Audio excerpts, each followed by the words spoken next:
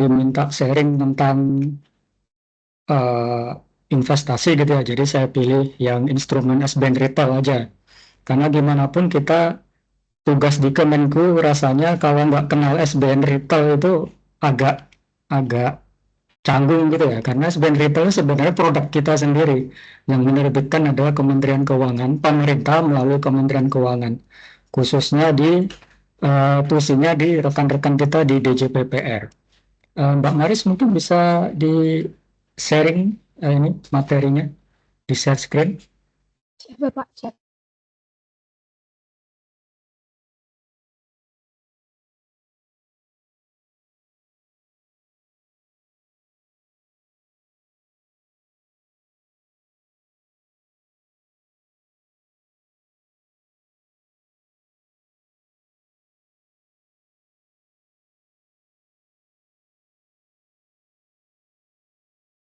Izin, apakah sudah muncul?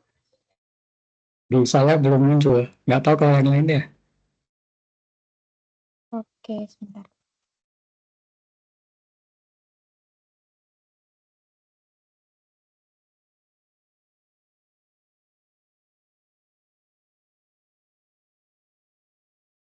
Nah, ya, jadi sebelum kita masuk ke materi tentang SBN Retail ya, teman-teman, kita perlu ada beberapa disclaimer dulu ya. Disclaimer yang pertama itu materi SBN Retail ini saya susun sendiri gitu ya, secara mandiri. Dan ini udah pernah saya sampaikan di beberapa kesempatan sebelumnya gitu ya, di unit-unit kerja lama maupun waktu edukasi untuk teman-teman yang lain gitu di luar kantor. Dan eh, materi ini disusun berdasarkan dari pengalaman ya. Saya praktisi investasi di SBN Retail. Sebagian juga inspirasinya dari materi yang disampaikan oleh teman-teman di JPPR. Tapi nggak banyak. Paling cuma satu atau dua slide aja. Terus disclaimer yang kedua mungkin kita akan membahas nanti SBN Retail ini dari sisi investasinya ya. Kan kalau kita tahu SBN itu salah satu ini ya platform pembiayaan gitu ya. Jadi kita nggak akan membahas dari sisi pembiayaan, misal utang pemerintah udah bengkak mitigasinya gimana, SBN retailnya strategi di mana itu kita nggak bahas. Kalaupun ada nanti paling nyenggol dikit-dikit aja. Jadi kita fokus ke SBN ini sebagai instrumen investasi yang bisa datengin cuan buat kita ya. Cuan dalam artian finansial, juga mungkin benefit yang lain gitu ya, selain sekedar lebih dari materi gitu ya. Oke, saya rasa cukup disclaimer dua itu. Mungkin bisa lanjut Mbak Maris. Next. Nah, sebelum kita bahas lebih jauh, tadi kan SBN Retail sebagai instrumen investasi, kita perlu uh, deal dulu nih, yang dimaksud investasi itu apa? Kalau menurut KBBI, Kamus Besar Bahasa Indonesia, investasi adalah penanaman uang atau modal dalam suatu perusahaan atau proyek untuk tujuan memperoleh keuntungan. Jadi yang digaris bawahi ada dua faktor sini ya, penanaman uang sama memperoleh keuntungan. Nah, di investasi ini untuk memperoleh keuntungan artinya kita harus paham gitu analisisnya ya. Analisisnya apa, bentuk SB-nya gimana, aturan mainnya gimana gitu. Kalau kita nggak paham, nanti ujung-ujungnya dia adalah spekulasi, bukan investasi. Nah, kalau spekulasi nanti dia asetnya nggak jelas, bentuknya apa, itu banyak ya. Misal robot trading, terus forex trading, cryptocurrency, terus NFT yang mukanya Gozali dijual-jual itu nggak bisa dianalisis gitu ya. Itu masuknya ke spekulasi. Nah, kalau kita ngomong spekulasi, nanti ujung-ujungnya yang kemarin lagi rame disampaikan oleh Mas Ismanto gitu ya, ujung-ujungnya nanti judi online gitu. Jadi kalau investasi, dia benar-benar bisa dianalisa. Oke, itu kita sepakati dulu bedanya investasi dan spekulasi. Next, Mbak Maris.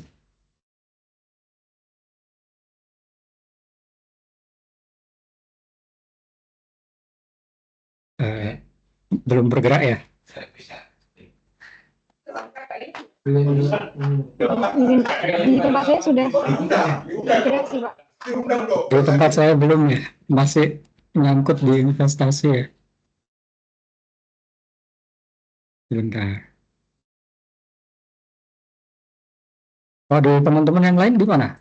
Sama, investasi. Masih investasi? Masih Oke, investasi, sebentar. Mbak? Saya coba. Stop di investasi. Nggak bisa gerak Memang dia Di apa? sana di fotonya di barisnya. Saya kira Bapak yang Siap, izin sebentar Bapak Ibu rekan-rekan.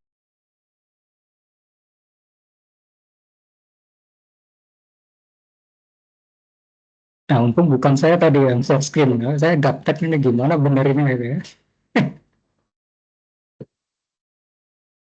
Jadi kalau teman-teman kalau misal ditawarin apa forex trading, robot trading itu banyak tuh banyak. Saya punya kenalan teman-teman kita di Kemenku juga yang pakai robot trading itu. Hati-hati, di udah deposit banyak-banyak nggak bisa ditarik gitu.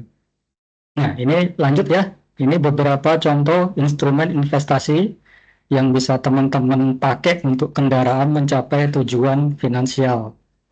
Teman-teman, ini ada di contoh di pasar modal ada, di contoh pasar uang ada, di sektor real juga ada. Kalau kita mulai dari yang ini ya, kanan atas dulu ya, arah jam 1 kita bergerak searah jarum jam. Pertama ada saham. Saham itu apa sih? Saham itu adalah eh, saham adalah surat pengakuan ya atas kepemilikan kita atas suatu perusahaan atau bisnis. Misal Mbak Maris beli saham Telkom, Telkom satu lot gitu ya. Kalau satuan di perdagangan saham kan lot, bukan slot ya. Kalau slot gacor tuh bayar nanti masuknya ke judol. Satu lot itu artinya 100 lembar. Jadi kalau kita beli saham itu satuannya lot, 100 lot. Sorry, 100 lembar. Mbak Maris walaupun cuma punya satu lot aja di saham, itu Mbak Maris akan diakui sebagai pemilik daripada Telkom. Berak itu istilahnya shareholder, Telkom walaupun cuma punya satu lot. Tapi nanti nggak akan disebut namanya nanti di laporan keuangan pemegang sahamnya ada Mbak Maris nggak akan disebut kalau masih punya satu lot. Baru dia disebut namanya itu kalau kita punya minimal kepemilikan 5%. Dan siapa yang mau punya Telkom 5% itu duitnya pasti gede banget, nggak sanggup kita ya.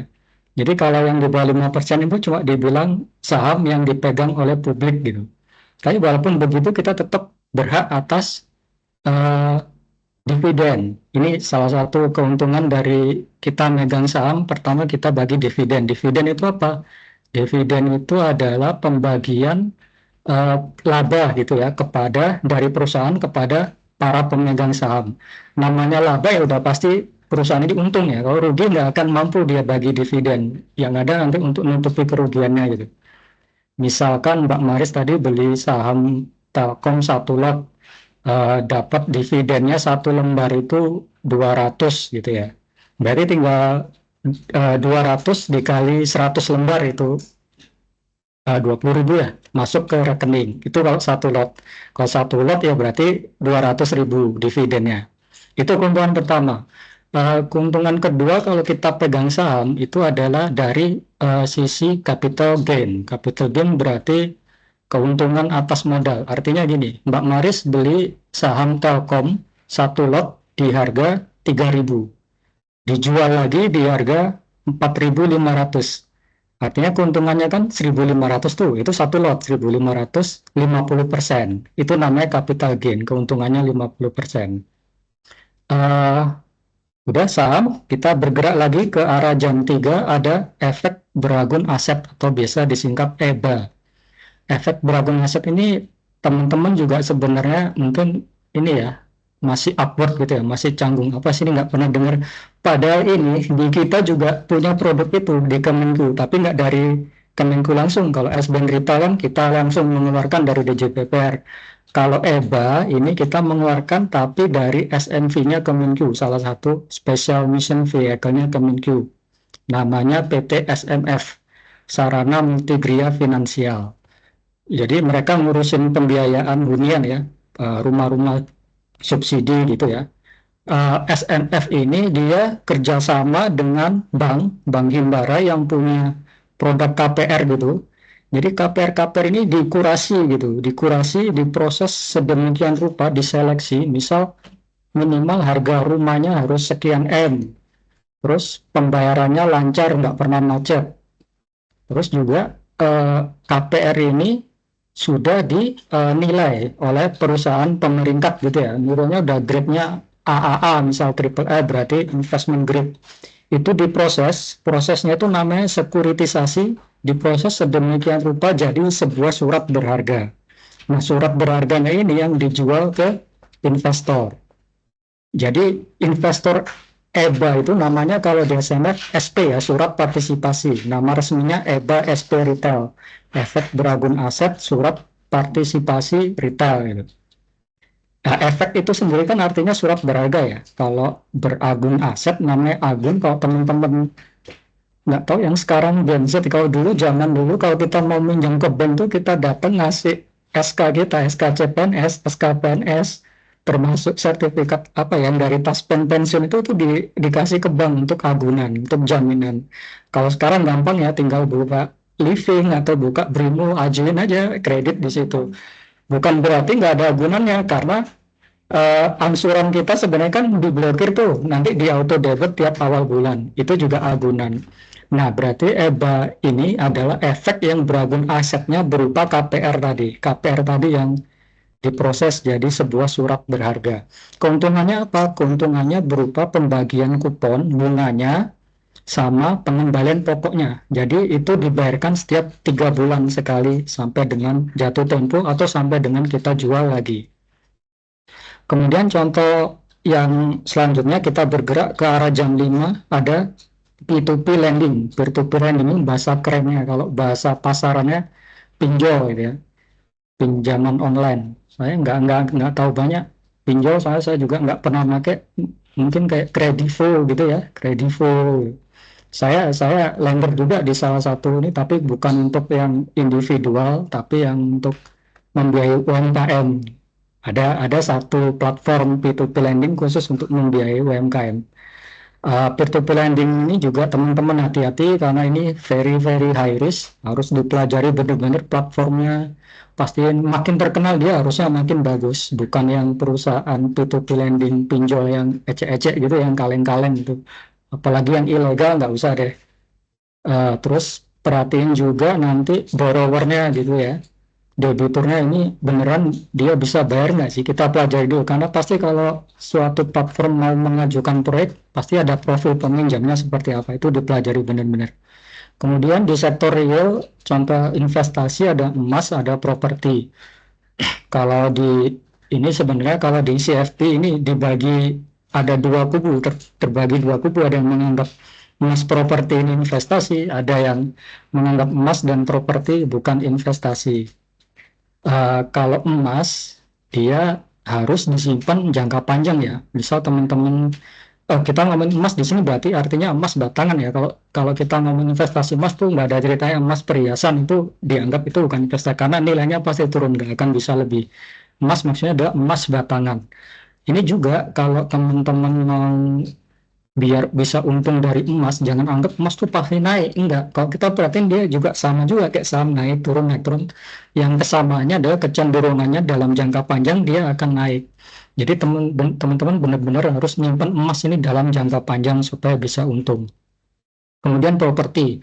Properti juga dianggap sebagai sebuah investasi kalau dia menghasilkan cash flow buat kita. Artinya bisa disewakan kayak kos-kosan atau rumah kontrakan. Tapi kalau kita beli rumah, kita tempati sendiri, yang ada akhirnya jadi ekuitas, jadi beban. Kita harus ngeluarin buat apa?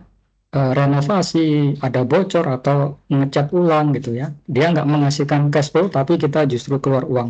Terserah teman-teman mau ikut mazhab yang mana, yang sebagai eh, investasi atau yang bukan. Kalau saya termasuk yang bukan. Apalagi emas itu kalau buat saya itu bukan instrumen investasi, dia netral aja. Dia nggak bisa buat kita kaya, tapi juga dia nggak bisa buat kita miskin. Emas hari ini bisa buat beli sapi misalnya, nanti 5 tahun, 10 tahun tetap bisa beli sapi. Beda dengan uang. Uang sekarang misal harga sapi berapa ya? 20 jutaan ya? Nggak sampai ya? Oke, anggaplah 20 juta kan. Tahun ini bisa beli sapi. 5 tahun ke depan uang 20 juta belum tentu bisa beli sapi. Jadi beda itu. Biasanya saya emas tuh buat hedging aja, lindung nilai. Saya udah ngumpulin asetnya berapa, misal harga emas sekarang 1 gram berapa ya, 1 jutaan ya. Saya terakhir beli 2018 masih 700.000. Misal saya punya udah ngumpulin aset 10 juta, saya beli emas 10 gram. Kalau aset saya hilang 10 juta, saya nggak akan miskin karena masih punya uang ini dari emas ini. Itu fungsinya hedging begitu. Tapi kalau untuk investasi ya nggak apa-apa. Kemudian kita bergerak lagi ke arah jam 7. Ada obligasi atau sukuk. Nah, ini nanti yang sepanjang materi nanti kita akan membahas berfokus di obligasi atau suku ini, khususnya yang diterbitkan oleh pemerintah atau biasa disebut surat berharga negara. Karena selain pemerintah ada juga obligasi atau suku yang dikeluarkan oleh perusahaan atau namanya korporasi, obligasi korporasi. Misalkan PT Adira ngeluarin surat utang gitu ya, kita beli gitu. Biasanya ini bunganya lebih tinggi daripada surat berharga punya pemerintah, tapi resikonya juga lebih tinggi. Kalau investasi rumusnya kan gitu ya, makin tinggi resikonya, potensi rewardnya makin gede juga. Nah, keuntungannya dari obligasi atau suku ini apa? Keuntungan yang pertama dia bisa berupa kupon sama dengan EBA tadi. Eh, Keuntungan yang kedua, ini kenapa disebut kupon ya? Ini sejarahnya begini. Jadi nanti teman-teman ini kalau beli obligasi terus nggak akan dikasih kupon. Kupon ini sejarah dulu itu kalau kita beli obligasi zaman dulu itu kita datang ke bank, kita dikasih kayak sertifikat gitu ya, surat utang sertifikat. Misal masa berlakunya 2 tahun gitu ya. Nanti bersama dengan sertifikat itu ada kertas-kertas digunting-gunting gitu, namanya kupon. Banyaknya 24, kalau tenornya 2 tahun berarti 24. Setiap bulan kupon ini dibawa ke bank, ditukarkan dengan uang. Itu sejarahnya istilah kupon. Tapi sekarang serba digital, kita nggak perlu lagi bawa ke bank, langsung ditransfer ke rekening nanti kuponnya itu. Kemudian keuntungan yang kedua bisa juga sama dengan saham, tadi kita bisa dapat capital gain. Artinya kita beli obligasi di harga 1 juta, bisa kita jual di harga 1.100.000, artinya kita untung 100.000. Tapi teman-teman yang harus pahami kalau di investasi ini selalu ada dua sisi ya, kayak uang koin gitu ya. Kalau kalau kita ngomongin capital gain, berarti akan ada kemungkinan capital loss juga. Ini perlunya analisis tadi ya, investasi tadi. Kemudian kita bergerak ke jam 9, ada reksadana. Reksadana itu apa sih? Reksadana itu ibaratnya kumpulan investasi, dana investasi dari masyarakat orang banyak gitu ya. Misalnya Kanwil Kaltara mau investasi dikelola oleh Mbak Agita sebagai bendara gitu ya. Itu bisa disebut reksadana. Nanti uangnya teman-teman ini ditanam kemana? Bisa dibeliin saham, nanti pembagiannya dibagi rata gitu. Tapi yang lebih gede akan mendapat porsi lebih gede, tapi secara nominal bisa berbeda, tapi secara nilai pembagian keuntungannya sama gitu. Itu reksadana. Reksadana ini sebenarnya umum ya di negara kita ini bentuk investasi yang paling umum. Nggak usah jauh-jauh, misal ada BPJS, Unit Link, Tapera, itu semua pakai reksadana, bentuknya kontrak investasi kolektif. Jadi dia dana dari masyarakat dikumpulin, nanti ada satu pihak, Mbak Agita tadi ya, itu namanya manajer investasi yang ngelola dana itu. Makanya kemarin Jiwasraya salah kelola akhirnya begitu ya. Dan jujur saya termasuk salah satu korban juga, tapi karena waktu itu saya udah kok ada yang nggak beres ini ya, tahun 2000 saya masih Banda Aceh, 2014 udah kecium gelagat nggak enak, saya tarik uangnya, beruntung belum sempat kebeluap. Itu sampai saya selesaikan sama badan apa ya, mediasi asuransi BMAI gitu ya. Tapi udah ditarik walaupun rugi gede juga, tapi nggak sampai kayak sekarang benar-benar nggak bisa ditarik. Jadi reksadana itu ada beberapa macam. Yang pertama ada reksadana pasar uang, artinya dia semua dana itu akan diinvestasikan oleh manajer investasi. Ini jangan dibayangin ini orang ya, manajer investasi itu institusi. Dia kalau orang yang mengelola, dia bekerja di institusi yang namanya investasi, itu namanya wakil manajer investasi. Nah, Wakil manajer investasi ini yang nanti menentukan ini ditaruh di mana. Dengan ketentuan kalau dia reksadana pasar uang, aturannya dia harus semua dananya di instrumen pasar uang, misal deposito atau surat treasury bill itu yang maksimal 12 bulan itu ya tenornya. Terus kedua ada reksadana pendapatan tetap, artinya minimal 80%-nya harus di efek bersifat utang atau obligasi itu. Nah, terus ada reksadana campuran, ada reksadana saham, berarti dia mayoritasnya ada di saham. Next, kita bergerak ke jam 11, ada instrumen investasi di pasar uang, namanya deposito. Nah, deposito ini teman-teman juga harus hati-hati karena kadang-kadang kita tergiur dengan bunga yang tinggi banget ya, khususnya ini untuk bank-bank BPR biasanya. Ini pastiin teman-teman harus tahu tingkat bunga yang dijamin oleh LPS itu sekarang ada di angka berapa gitu. Kalau LPS itu dia kan ngeluarin itu bulan ini misal yang bank umum kalau nggak salah sekarang 6,4 6 6, berapa ya sebentar ya 6,25 bukan 4,25 yang 6,25 mah BI rate 4,25. Artinya apa? Kalau kita menyimpan uang di deposito yang bunganya lebih dari 4,25% yang dijamin LPS di bank umum, itu kalau ada apa-apa dengan banknya, uang kita nggak dijamin, uang kita hilang gitu ya. Terus kalau di BPR juga, kalau sekarang di angka, bentar saya lihat ya, per September BPR itu 6,75%, 6,75%. Kenapa lebih gede? Karena BPR pasti resikonya lebih gede daripada bank-bank yang udah mature, bank-bank buku satu gitu ya, buku 4 kayak BRI, BNI gitu. Kok BPR ini kan asetnya kecil. Itu hati-hati kalau bunganya udah lewat dari 6,75 seperti yang dijamin LPS itu uang teman-teman bisa hilang. Eh, Apalagi ya. Nah, itu sih. Pokoknya harus kalau udah di deposito itu harus benar-benar memperhatikan ini ya, sungkat pergerakan tingkat bunga yang dijamin LPS. Saya ada sih deposito di Bank Jago itu bunganya 5, itu kalau ada apa-apa uang saya hilang gitu. Tapi itu tadi balik lagi ke investasi tadi ada dianalisis beneran nggak sih Bank Jago ini nanti bisa bangkrut gitu ya. Apalagi Bank Jago ini sekarang dia juga mencatatkan sahamnya di Bursa Efek. Jadi kita enak kalau udah perusahaan tercatat di Bursa Efek itu semua harus transparan, laporan keuangan. Jadi kita bisa nilai di situ. Tapi saya nggak punya sahamnya, cuma deposito aja di situ. Oke, next Mbak Maris.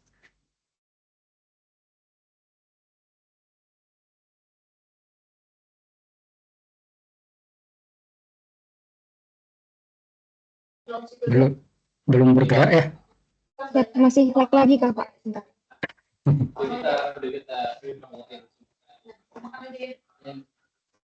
Apakah sudah bergerak, Pak?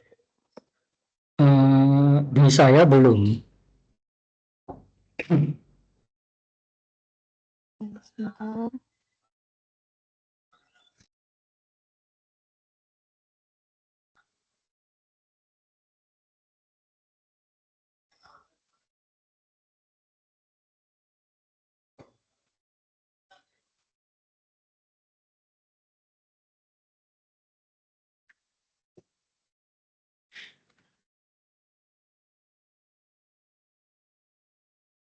Sebentar.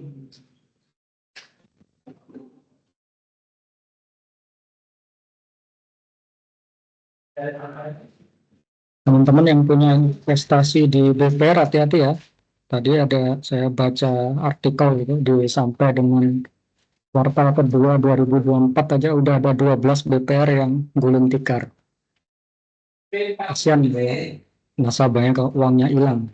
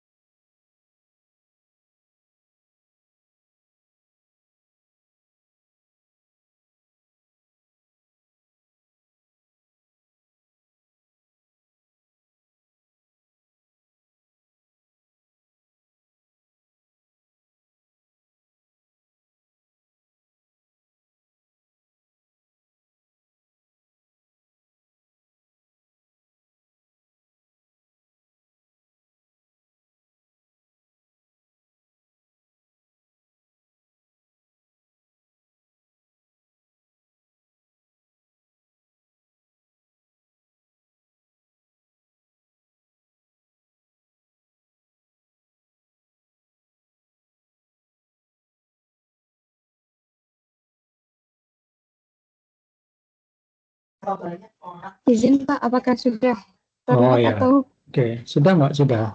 jadi Sekarang kita, sebentar. nggak apa-apa.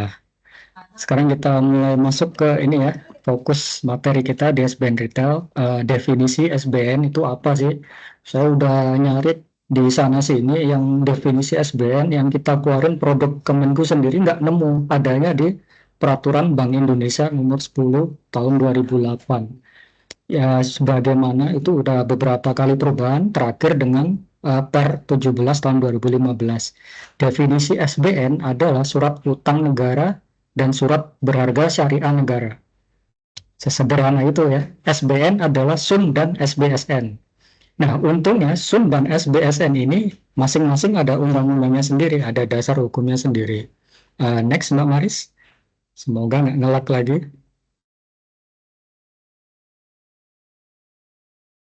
Nah, eh, yang surat utang negara itu diatur di Undang-Undang Nomor 24 Tahun 2022, sedangkan yang SBSN diatur di Undang-Undang Nomor 19 Tahun 2008. Kalau yang SUN itu adalah surat berharga yang bentuknya pengakuan utang, baik dalam mata uang rupiah maupun falas, yang dijamin pembayaran bunga dan pokoknya oleh negara Republik Indonesia sesuai dengan masa berlakunya. Jadi kalau SUM namanya juga surat utang, berarti dia basisnya adalah utang. Dan kalau dia utang, berarti dia akan ada bunganya. Makanya SUM ini bagi sebagian teman-teman yang preferensinya mungkin harus sesuai dengan prinsip syariah, SUM ini karena ada bunga, dia akhirnya akan ada unsur ribanya gitu ya. Ya makanya dia nggak cocok untuk sebagian preferensi teman-teman. Tapi ada alternatif lain yaitu SBSN atau biasa disebut sukuk. Jadi kalau teman-teman dengar sukuk itu maksudnya dari SBSN tuh ya. Sukuk itu asal kata dari bahasa Arab, kalau nggak salah suk, suk atau sak gitu ya. Saya juga kurang paham bahasa Arab, tapi suk sak itu bahasa Inggrisnya akhirnya diplesetin dari sek cek cek cek, nah jadi cek gitu ya. Maksudnya ada cek gitu. Suku itu adalah surat berharga negara yang diterbitkan berdasarkan prinsip syariah sebagai bukti atas bagian penyertaan terhadap aset SBSN, baik dalam mata uang rupiah maupun falas. Jadi bedanya kalau SUN, dia utang.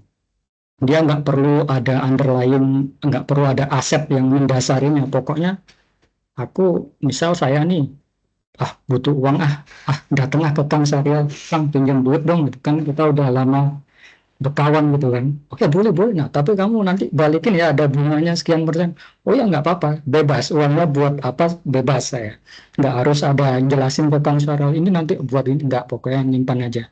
Bedanya sama suku, suku itu harus ada aset yang mendasarinya. Misalkan eh, rumah sakit, rumah sakit atau jalan tol. Pembagian keuntungannya yang untuk investor nanti berasal dari keuntungan dari bisnis rumah sakit ini. Sebagian keuntungan itu dibayarkan sebagai kupon untuk investor sukuk. Jadi jelas ya, kalau yang ini utang, kalau ini kalau istilahnya di bank syariah itu bagi hasil gitu ya. Kalau di Undang-Undang SBSN itu ada 4 jenis akad. Kalau nggak salah, saya nggak hafal juga, tapi yang paling sering dipakai di sukuk itu yang akad ijarah, aset to be lease, asik. Artinya aset itu yang disewakan, nanti keuntungannya dibagikan ke investor. Oke, next Mbak Maris.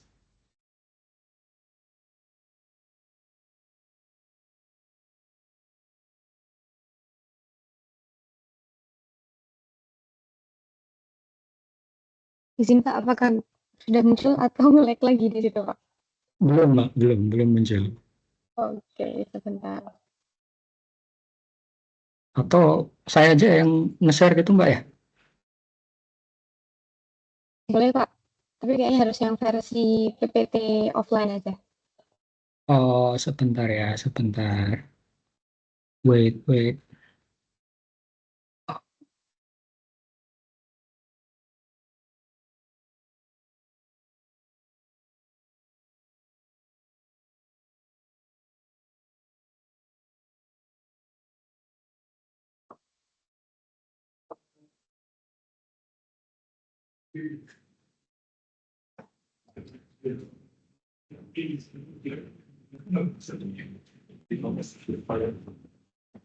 Udah tampil belum, Mbak? Belum, Pak. Belum ya? Belum. Nah,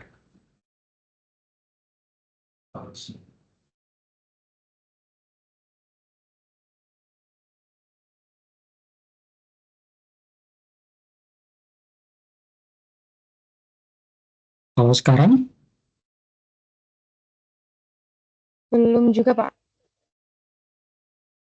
belum. Belum. Nah, sudah. Tapi sudah kata teman-teman. Cara Ya mungkin jaringan Bang saya. Haris nih yang Oke, jaringan Ngelap saya nih. berarti. Ini tampilannya udah ini ya, udah pasal 25 ya. Nah, udah ini untuk saya lanjut aja ya Bang Haris ya. Ya, monggo, Bapak. Nah, untuk meyakinkan menambah keyakinan teman-teman bahwasanya sukuk itu sesuai dengan eh, prinsip-prinsip syariah itu diatur di Undang-Undang SBSN itu di pasal 25 bahwasanya sukuk yang diterbitkan oleh pemerintah itu harus ada fatwa bahwasanya suku itu sesuai dengan prinsip-prinsip syariah. Fatwa ini yang mengeluarkan adalah lembaga yang memiliki kewenangan dalam penetapan fatwa di bidang syariah. Kalau di kita itu MUI ya, Majelis Ulama. Jadi mereka memberikan fatwa bahwasanya suku ini sudah sesuai, sudah halal gitu ya. Itu untuk penegasan aja. Oke, kita lanjut. Ini ada jenis-jenis SBN retail. Kalau yang sebelah kiri dia konvensional, artinya dia prinsipnya utang. Kalau yang sebelah kanan layar dia sukuk, prinsip syariah. Yang di konvensional ada apa aja? Kalau yang retail ada obligasi negara retail yang pertama kali diterbitkan tahun 2006 dan SBR ini singkatannya Savings Bond Retail diterbitkan pertama kali tahun 2014. Kenapa kok baru diterbitkan di 2006 padahal undang-undangnya udah 2002 gitu ya?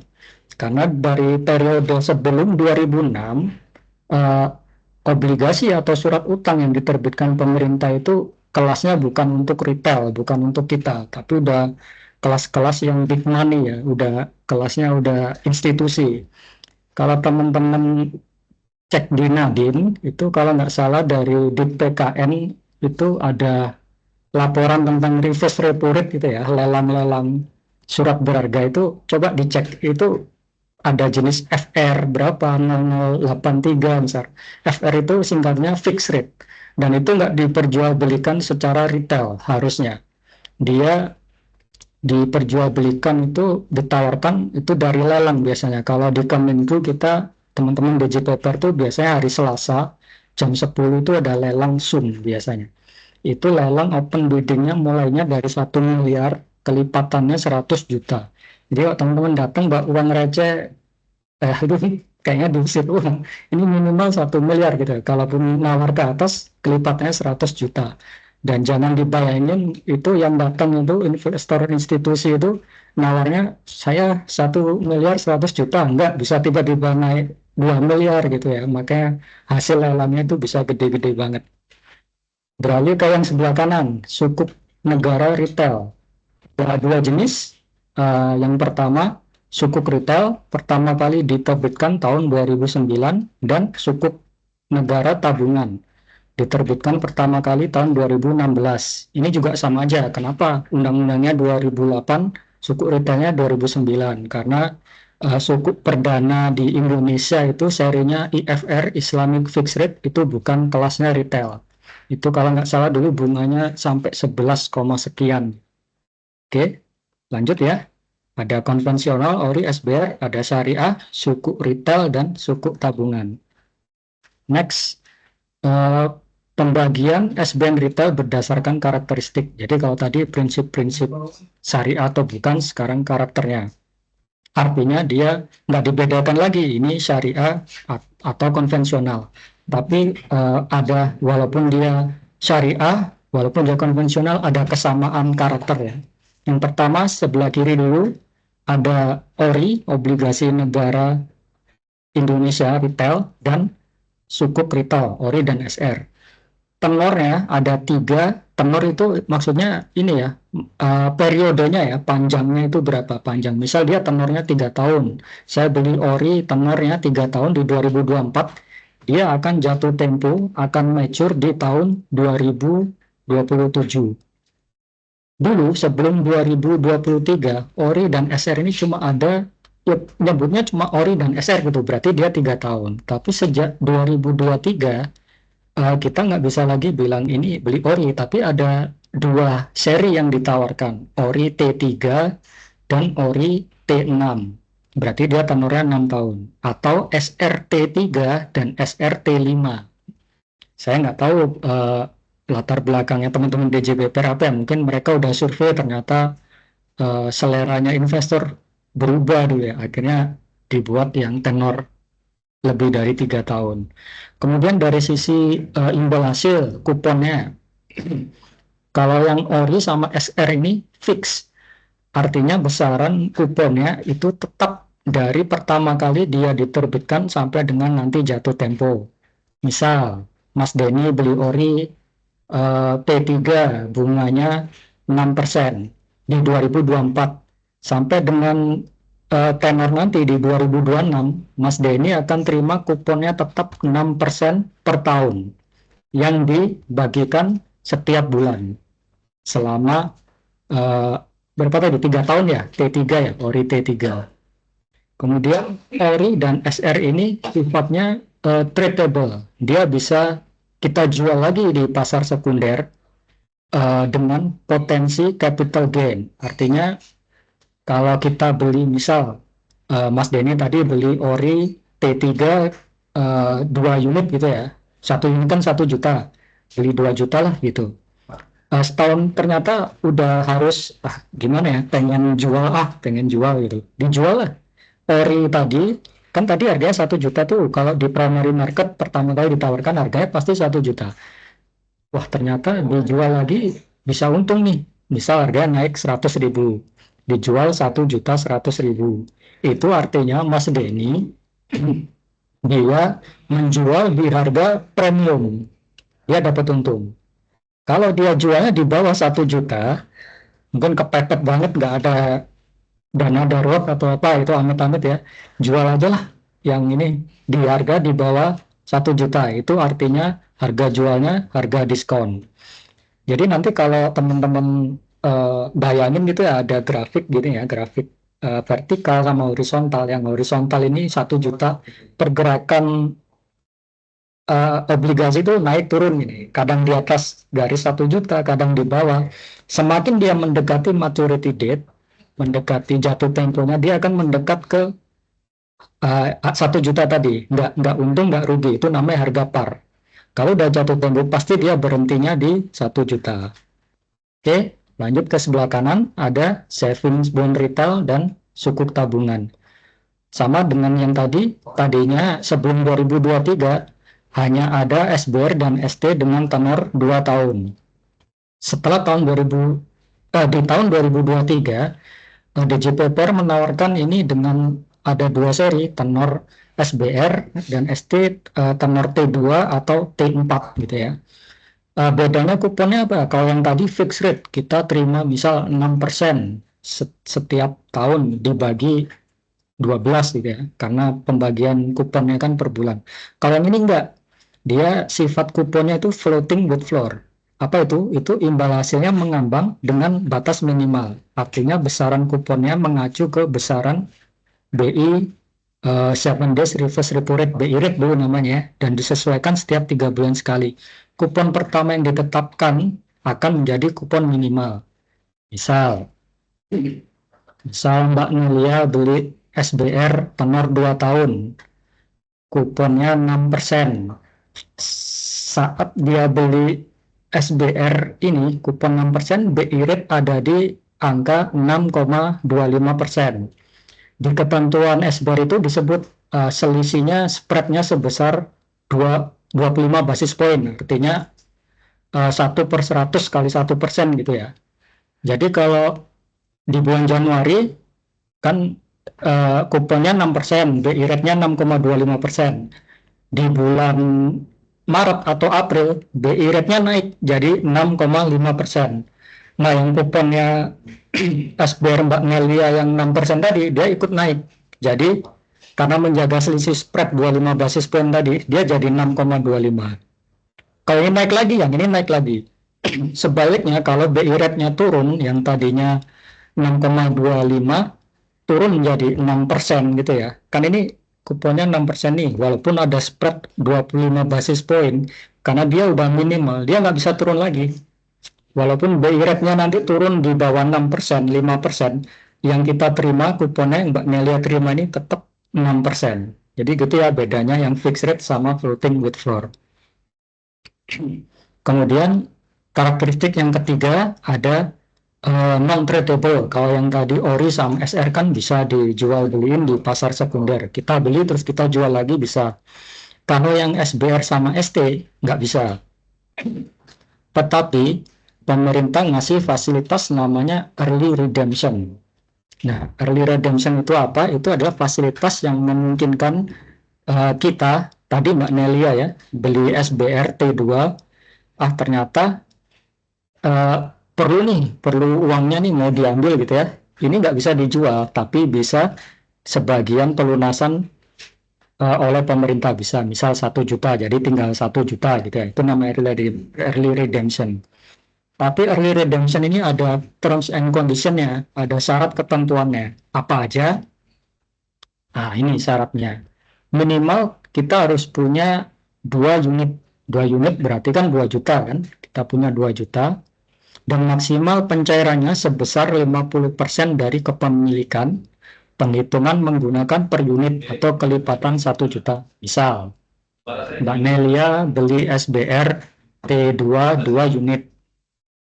Ternyata setelah dibuka masa early redemption, dilepas yang 1 unit, bukan dijual ya, dijual berarti tradable. Dilepas yang 1 unit ini, kan 50% tuh maksimal, jadi sisanya Mbak Nelia cuma megang 1 unit. Kuponnya juga begitu, kalau tadi setiap bulan dengan 2 unit dia terima misal 10.000 gitu ya, nggak usah kita contohnya yang masuk akal aja lah, 10.000 gitu ya untuk 2 unit. Karena Mbak Nelia udah ngelepas 1 kepemilikannya di masa early redemption, untuk yang berikutnya sampai dengan jatuh tempo Mbak Nelia akan terima sebesar 5.000. Jadi yang tadinya 10.000 kuponnya jadi 5.000 karena udah dijual. Dan karena dia maksimal pencairannya 50%, jadi kita nggak bisa, dan kelipatan 1 juta, kita nggak bisa, udahlah, misal saya punya 3 unitnya, saya jual lah maksimal 50%. Berarti 1,5 ya, 1,5 juta itu nggak bisa. Maksimal 50%, artinya Mbak Nelia cuma bisa jualnya 1 juta, yang 2 juta harus di hold. Kalau 4 juta bisa nih, yang 2 unit di early redemption, yang 2 unit lagi di hold sampai jatuh tempo. Jadi gitu ya, kalau dia ganjil, pasti yang lebih besar akan di hold. Yang sebagian yang 50%-nya nggak sampai 50% ya, karena pasti pecah harganya, itu bisa dijual, bisa di early redemption, sorry. Dan early redemption ini nggak dibuka sepanjang waktu ya, artinya dia ada masanya. Misal Mbak Nelia tadi beli SBR yang T2 2 tahun. Biasanya pemerintah itu buka masa early redemption itu setelah 1 tahun holding period. Kita memiliki, kita pegang unitnya selama 1 tahun. Itu juga nggak sepanjang tahun, biasanya cuma 1 minggu doang. Misal Mbak Nelia beli SBR T2 di tahun 2024. T2 berarti tenornya maturitinya 2026 ya. Di 2025 di bulan September misal pemerintah buka masa early redemption dari tanggal 10 sampai dengan tanggal 15. Berarti sebelum tanggal 10 dan setelah tanggal 15 kita udah nggak bisa mengajukan early redemption. Udah lewat, harus di hold sampai jatuh tempo. Dan nggak seperti ORI dan SR ya. Kalau di SBR dan ST ini harganya pasti 1 juta. Apapun yang terjadi di market harganya pasti 1 juta. Nggak ada untung, nggak ada rugi. Oke, next. Ini tujuan penerbitan SBN Retail. Ini saya dapat dari teman-teman di DJPPR bahannya. Yang pertama adalah mendukung terwujudnya masyarakat yang berorientasi pada investasi alih-alih menabung. Jadi saving oriented to investing oriented. Kenapa gitu ya? Kalau teman-teman nggak tahu, teman-teman Kaltara Muda ini ya, kalau angkatan saya dulu bahkan di sekolah aja diajarin hemat pangkal kaya gitu ya. Sama orang tua saya juga suruh kamu harus banyak nabung biar kaya. Ternyata itu mindset yang udah lama nggak berlaku. Setelah diteliti, literasi keuangan kita makin meningkat gitu, ternyata nggak bener. Hemat itu nggak pangkal kaya. Nyimpan uang di bank, di tabungan, di celengan kaleng, celengan ayam itu nggak buat kita kaya. Secara nominal mungkin eh, uang kita makin banyak, tapi secara nilai sebenarnya dia tergerus dengan inflasi. Atau nggak jauh-jauh lah, teman-teman coba perhatiin di aplikasi payroll ya, yang Living, Mandiri atau Brimo. Ada nggak dapat bunga? Kok dapat bunga juga berarti saldonya udah tinggi banget itu. Biasanya di atas 30 juta ya. Itu juga bunganya paling 0, sekian. Sedangkan inflasi kita aja berapa? 2-3%. Makanya itu akhirnya ada pergeseran tadi ya, yang tadinya kita saving oriented didorong menjadi investing oriented. Nah, itu berlaku juga untuk yang tujuan yang kedua di arah jam 3 itu peningkatan literasi keuangan. SBN Retail dapat dimanfaatkan sebagai instrumen untuk mewujudkan tujuan finansial. Jadi daripada teman-teman nabung, pas nabung, misal pengen rehab rumah gitu ya, dalam waktu 1 tahun ke depan, atau beli emas gitu ya, udah saya komitmen nyisihin 1 juta per bulan. Pas udah 1 tahun, ternyata harga emasnya udah naik. Nah itu ya, jadi inflasi itu mengalahkan tingkat bunga tabungan kita, apalagi yang simpan di bawah bantal atau di celengan kaleng itu udah pasti kalah itu. Kemudian kita bergeser ke arah jam 5 ada alternatif investasi. Investor retail memiliki alternatif investasi khususnya di pasar modal. Jadi nggak cuma sekedar saham atau reksadana, kita punya alternatif lain namanya SBN Retail, produk kita sendiri. Kemudian bergeser ke arah jam 7, 9, 11 ini baru kita agak menyinggung dikit tentang instrumen sebagai pembiayaan ya, SBN sebagai pembiayaan.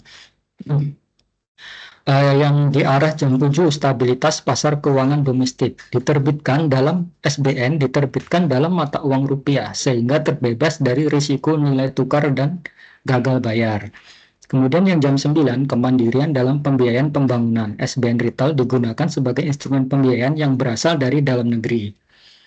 Nah, terakhir saya baca posisi utang pemerintah kita kalau nggak salah 8.500-an triliun. Gede ya, 8.500-an triliun. Tapi ternyata kalau kita bedah lagi lebih dalam, 8.500 triliun itu sebagian besar ya, bahkan gede banget nih, yang 7.000 sekian triliun itu dalam utang dalam negeri ternyata, dalam mata uang rupiah. Baru yang sisanya yang 1.000 sekian triliun itu baru dalam falas, valuta asing. Ini sebenarnya keuntungan buat kita. Kenapa? Karena pemerintah pasti nggak akan gagal bayar selama utangnya itu dalam nominal rupiah. Kenapa? Karena ini kontrolnya ada di kita. Jadi Bank Indonesia itu selalu bisa cetak uang. Itu ini ya, disclaimer ya. Itu nggak selalu bagus. Ini kita udah mikirin klausul apa, kemungkinan terburuknya gitu ya. Bank Indonesia selalu bisa mencetak rupiah gitu ya untuk membayarin ini apa, utang dalam negeri gitu ya. Pasti nggak mungkin gagal bayar kalau udah dalam rupiah itu. Tapi itu nggak mungkin karena itu tadi balik lagi ke investasi tadi, analisis bener nggak sih negara kita bakal sekacau itu ya, kayak Venezuela itu demi bayar utang-utangnya bank sentral nyetak uang banyak-banyak gitu. Akhirnya nggak ada nilainya lagi. Uang itu dipakai buat bungkus makanan, dipakai buat lap gitu ya, dibuang-buang di jalan, di tempat sampah. Negaranya malah beralih ke cryptocurrency. Itu berarti udah desperate banget pemerintahnya, udah calon-calon negara gagal gitu. Nah itu jadi begitu keuntungan, salah satu keuntungannya, walaupun itu nggak selalu bagus. Tapi di sisi lain, utang luar negeri ini sebenarnya perlu. Karena apa? Saya dulu pernah belajar BIMTEK pengelolaan utang dulu. Ternyata ini ilmunya teman-teman kita di DJPPR itu harus ada penarikan utang falas gitu. Kemudian yang kedua, Ini bisa jadi bahan negosiasi juga ya dengan negara-negara lain. Misalnya kita pengen apa, udahlah supaya negonya lancar kita ambil utang gitu. Itu salah satu strategi ini ya, strategi high level gitu ya. Kemudian memperluas basis investor di dalam negeri. SBN Retail hanya untuk WNI, artinya dia nggak dijual ke institusi, hanya dijual ke kita-kita yang punya KTP, yang megang KTP gitu. Boleh. Oke, next. Nah, ini keuntungan berinvestasi di SBN Retail. Yang pertama, aman. Nilai imbal hasil dan pembayaran pokok dijamin oleh undang-undang yang tadi ya. Bebas risiko gagal bayar akibat kebangkrutan atau default. Kalau default di istilah eh, investasi gitu ya, itu bukan default setelan pabrik, bukan. Default itu artinya bangkrut. Mungkin nggak sih negara Indonesia itu bangkrut gitu ya? Kayaknya nggak mungkin ya dengan fundamental ekonomi kita gitu ya, yang sering kita lihat di apa APBN kita itu, kita kuat kok gitu. Itu percaya atau enggak ini? Sebagai pegawai ekonomi percaya nggak gitu? Kalau percaya nggak ada alasan, karena buktinya begitu. Dari pertama kali terbit sampai sekarang nggak pernah tuh yang namanya wah kupon nggak dibayar gitu.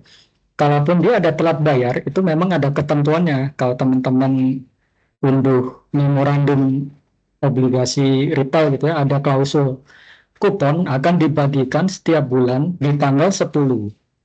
Kalau tanggal 10 itu hari libur, akan dibayarkan di hari kerja berikutnya, dan itu nggak pernah telat.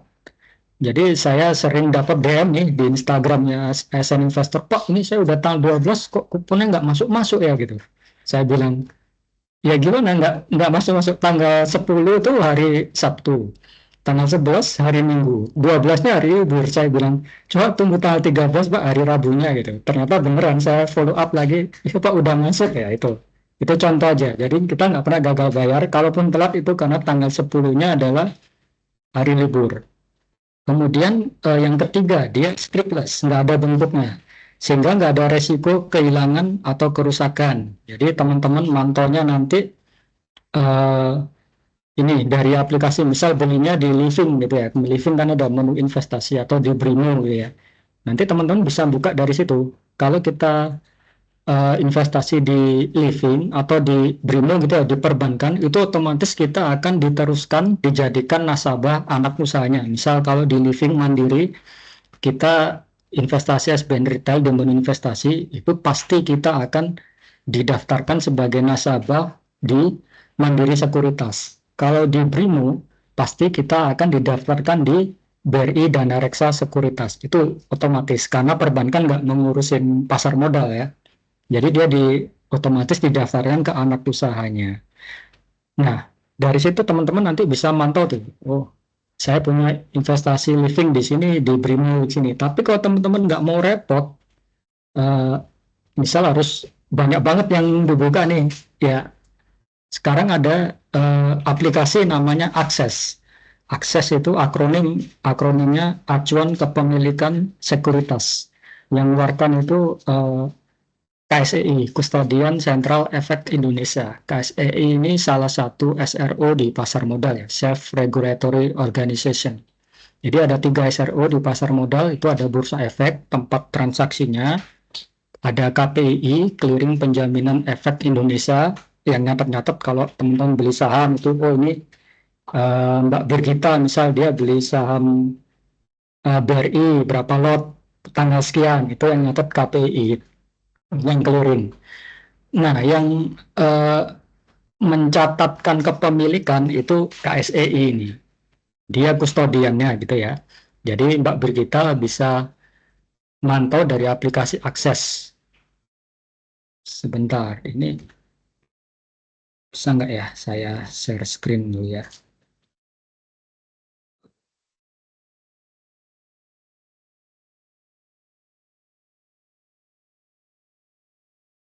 Nah, kelihatan nggak teman-teman? Ini tampilannya apa?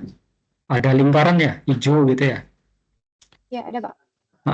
Nah, ini contoh nih. Ini tapi yang versi webnya ya, bukan aplikasi. Ini contoh real, ini portofolio saya per tanggal 23 Agustus 2024.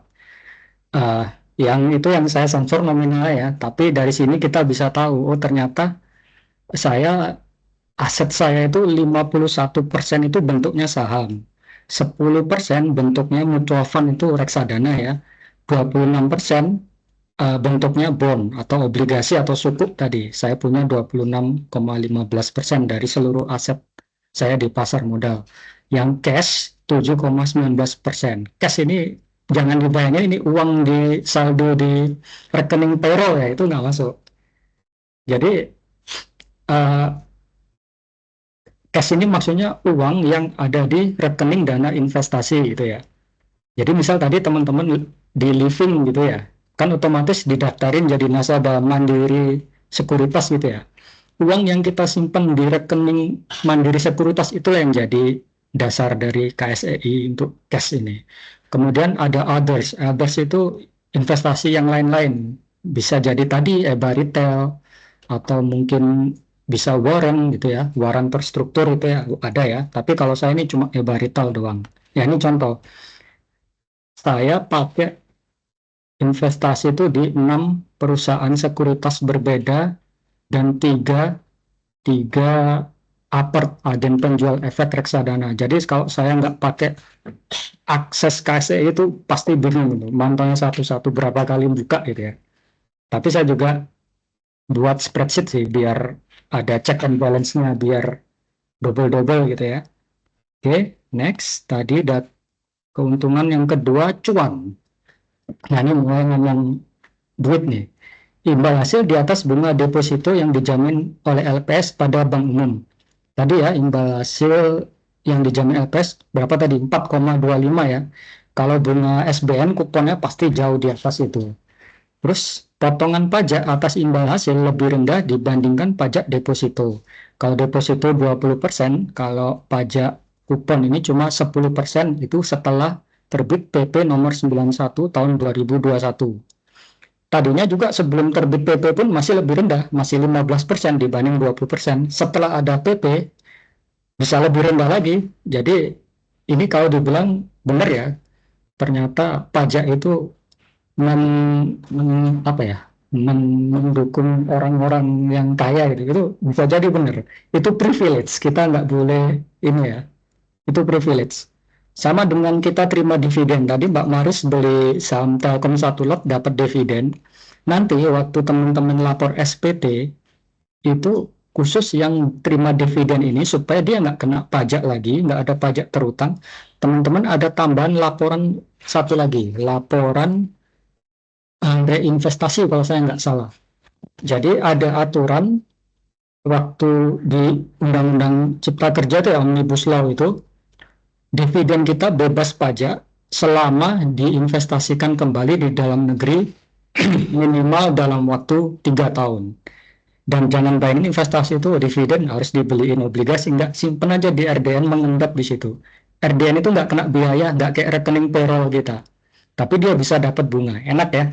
Itu privilege, privilege.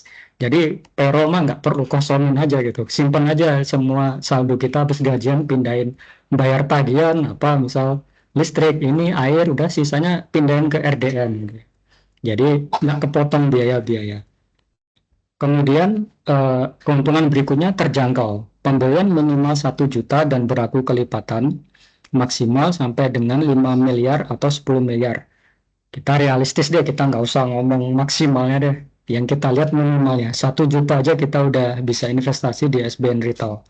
Kemudian mudah. Pendaftaran pembelian bisa dilakukan secara daring melalui mitra distribusi yang telah ditunjuk oleh Kemenku. Itu ada bank, ada apa tuh agen penjual efek reksadana. Kalau teman-teman pernah dengar Bibit, Bareksa, Tanam Duit, itu Apert. Terus ada sekuritas, misal tadi Mandiri Sekuritas, BRI Dana Reksa, atau pernah dengar IPOT gitu ya, Indo Premier itu sekuritas. Jadi kita nggak perlu kayak tadi di awal saya cerita datang ke bank, dapat sertifikat, nggak. Sekarang tinggal klik-klik, mereka aplikasi di MIDIS ini terhubung dengan aplikasi ESBN-nya punya DJPPR. Jadi terintegrasi gitu ya.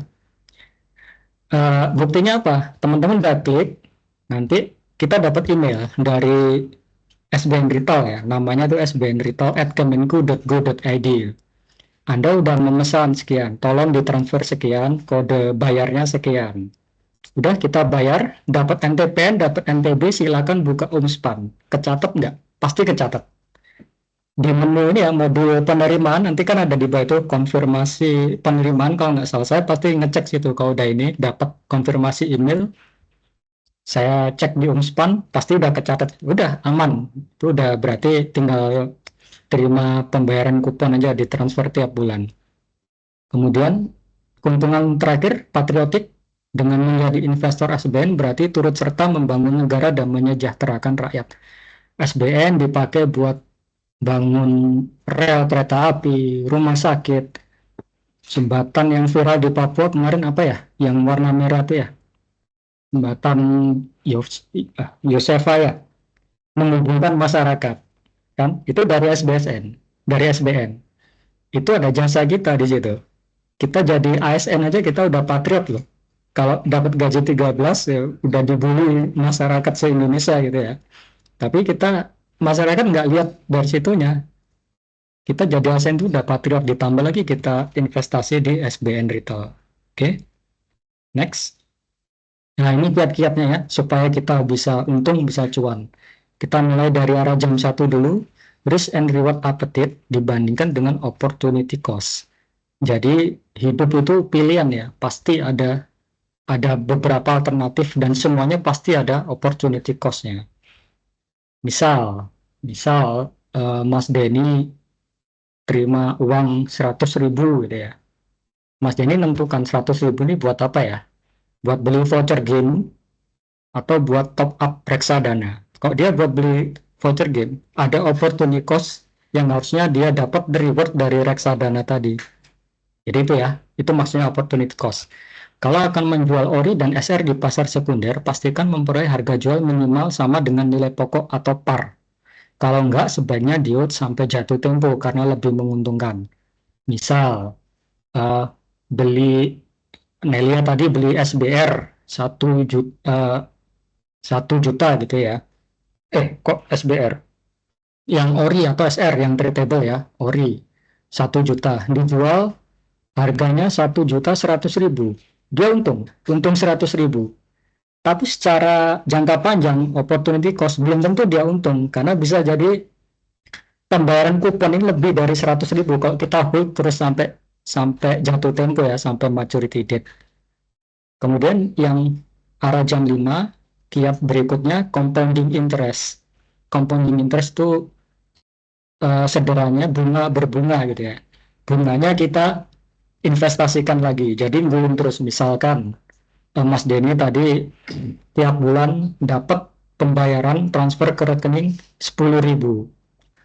10.000 ini jangan dibuat jajan. 10.000 ini boleh di top up ke reksadana. Jadi teman-teman bayangannya reksadana itu jangan yang kita harus investasinya ratusan, 10.000 juga bisa gitu ya. 10.000 ini kan kerja lagi tuh, kerja lagi. Jadi dia gulung terus uangnya. Kalau kata Albert Einstein, compounding interest is the eighth wonder of the world. He who understand it, earns it, he who don't, pays it. Nah, ini compounding interest tadi investasi ya, dua sisi ya, kayak uang koin. Kalau kita paham, kita bisa dapat keuntungan berlipat-lipat. Tapi kalau kita nggak paham, misal kartu kredit. Kartu kredit, kita tagihannya, saya punya tagihan kartu kredit 1 juta gitu ya. Saya bayar aja lah minimumnya misal 50.000 gitu ya.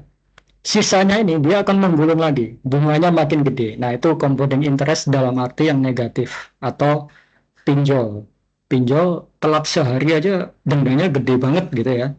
Kalau saya lihat iklan-iklan di pinjol itu bunga hanya 2% gitu ya.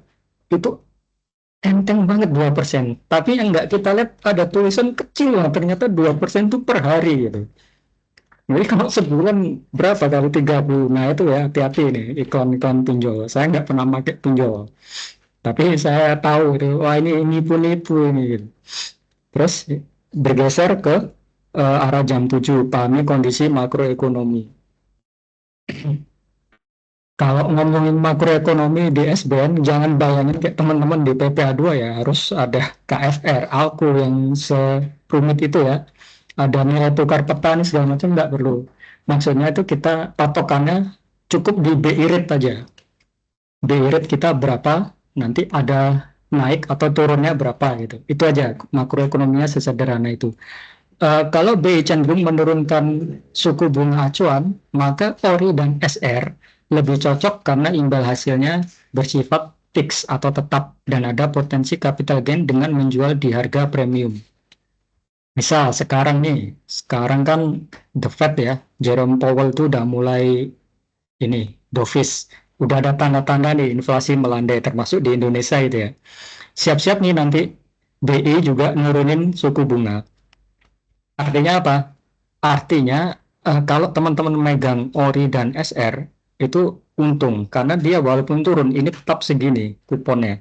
Misal tadi kupon BI 6,5 karena kondisi ekonomi udah bagus turun jadi 6,25 terus jadi 6%. Kita udah megang di 6%. Walaupun dia di bawah 6% BI rate, kita tetap aman di 6%. Ya. Terus kalau BI cenderung menaikkan BI rate-nya, maka SBR dan ST lebih menguntungkan karena memiliki fasilitas tadi floating with floor. BI naik, kita ikut naik. Kita ngikut terus. Dia turun, kita turun, tapi nggak pernah sampai melewati batas minimal. Oke? Ya, 5 menit lagi. Oh ya, kalau gitu kita ngebut aja ya. Soalnya nanti rencananya ada quiz. Ini kayaknya teman-teman nanti bisa baca sendiri ya. Baca sendiri kenapa alasannya saya lebih prefer SBN Retail ini di hold aja sampai jatuh tempo. Karena walaupun kita ngambil 6 tahun pun itu nggak terasa. Tiba-tiba udah selesai aja. Nah ini kalau teman-teman berminat ingin menjadi investor di SBN Retail, kebetulan sekarang pemerintah melalui Kementerian Keuangan sedang menawarkan SBN jenis sukuk retail.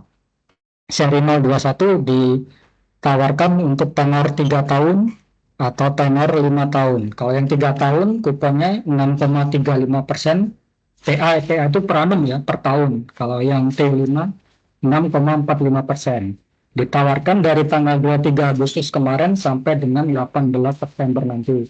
Kebetulan baru gajian, masih anget nih, potongannya mungkin baru coba dari Mbak Azita tadi, Bansos, Bapor gitu ya, DW, susahnya bisa masuk ke SR.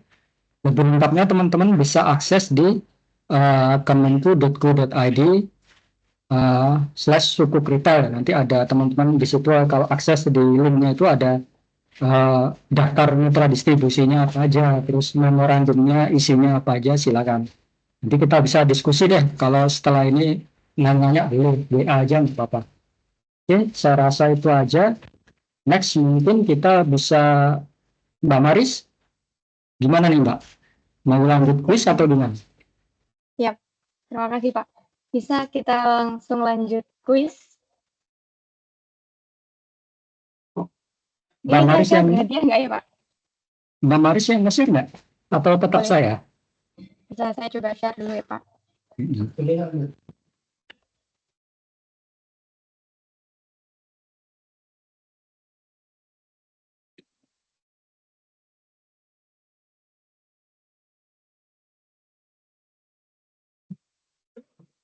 Oke, izin apakah sudah muncul?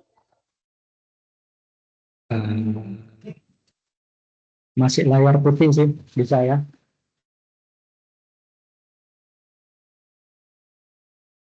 Nah, oke ya, karena waktunya mepet banget. Nanti kalau teman-teman ada pertanyaan atau ada diskusi, boleh ke langsung WA aja atau ngobrol sama saya nggak apa-apa nanti saya bantu sebisa mungkin. Sekarang quiz time ya, quiz time. Tapi ini quiz time ada terms and condition juga nih.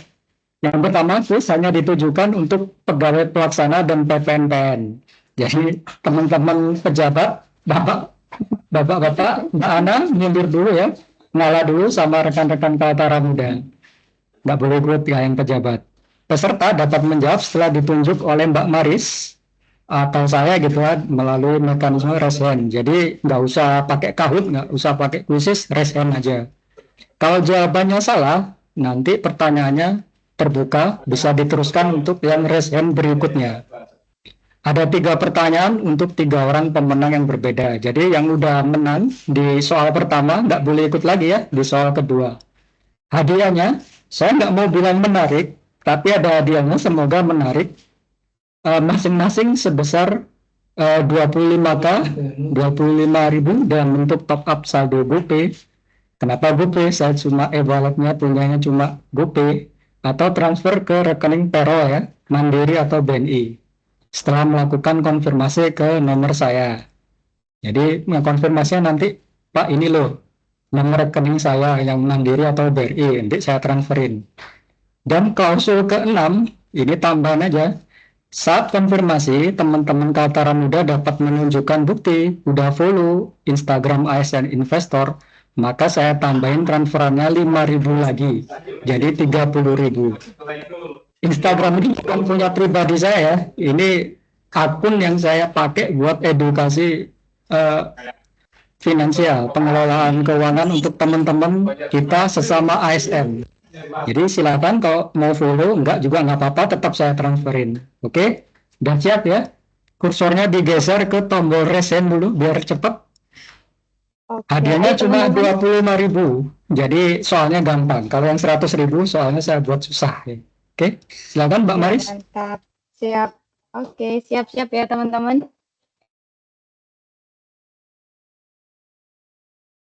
Izin Pak Cecen, ini karena di tempat saya tidak terlihat raise hand-nya, jadi mungkin izin Bapak nanti yang memilih ya Pak. Oh gitu ya? Waduh, oke. Iya, betul. Coba. Oke. Soal pertama. Apa yang dimaksud dengan fitur early redemption? Langsung. Mas Denny tadi apa nggak jadi? Ini pilihan ganda, Pak. Pilihan ganda bebas. Mau yang mana? Ayo, yang resin siapa? A. Fitur yang memungkinkan bagi investor untuk menjual sebagian atau seluruh unit SBN miliknya. Ayo, raise. Pilihan. Yo, Mas Denny itu. Apa Mas jawabannya Mas? Ya, Pak. C. Fitur yang memungkinkan bagi investor SBN retail untuk memperoleh pelunasan kupon lebih awal sebelum jatuh tempo. Kurang tepat.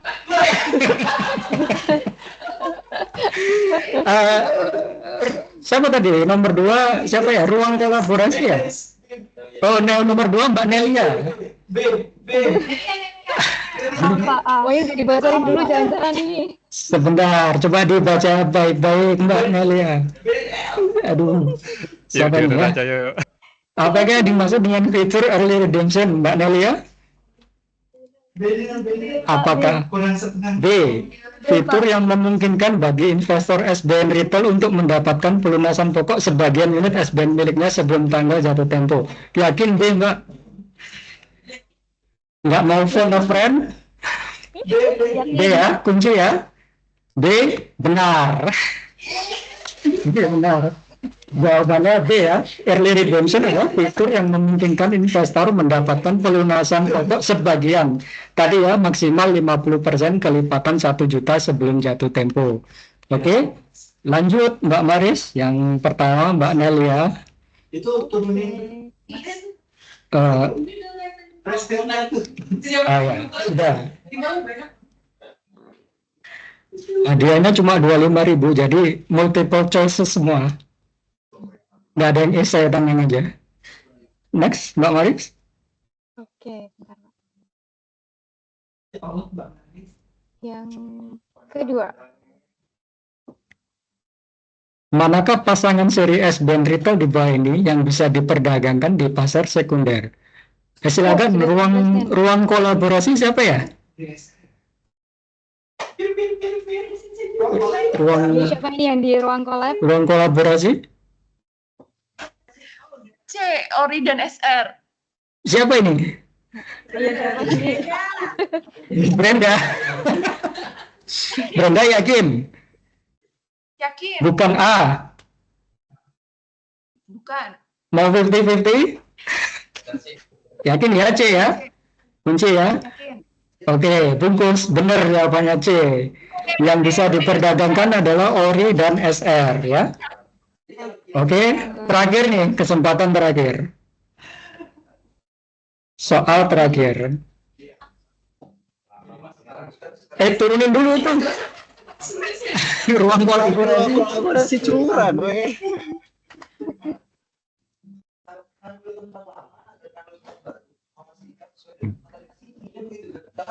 Oke, nomor 3 apakah sudah Nomor muncul? 3 belum muncul Mbak Maris.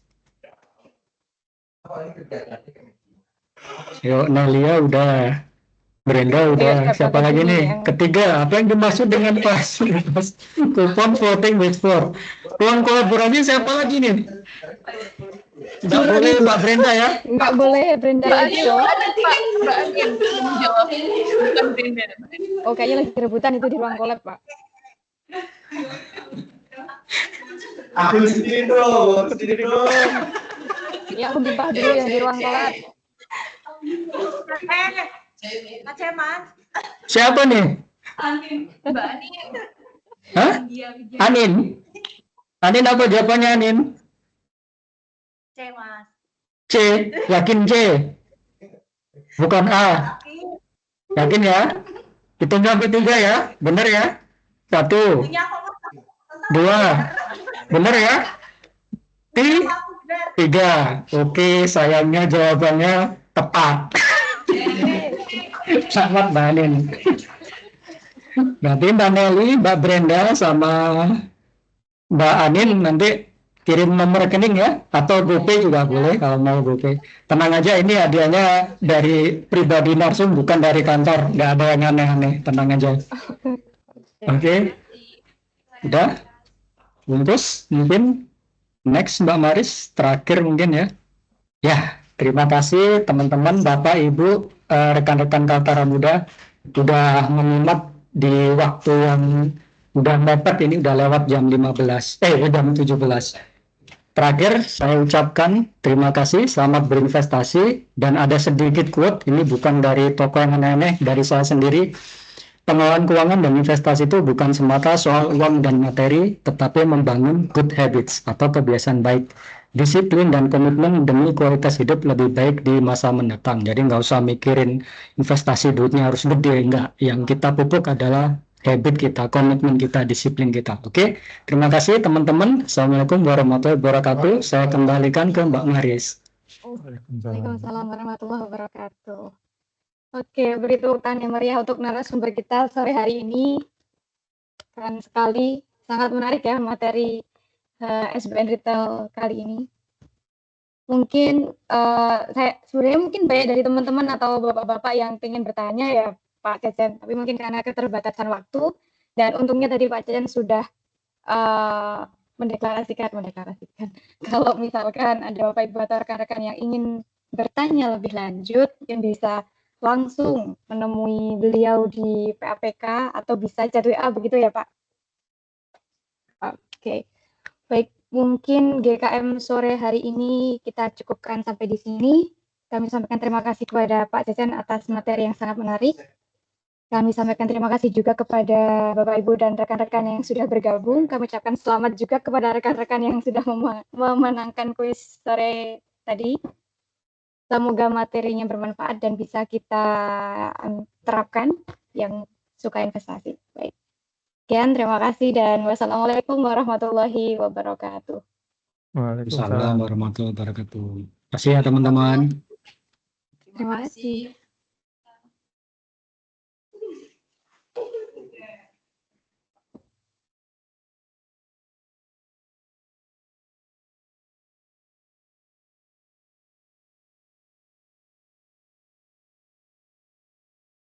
Saya boleh live ya Mbak Maris? Siap, monggo Bapak. Oke, kasih Mbak Maris ya. Siap, terima kasih juga Pak.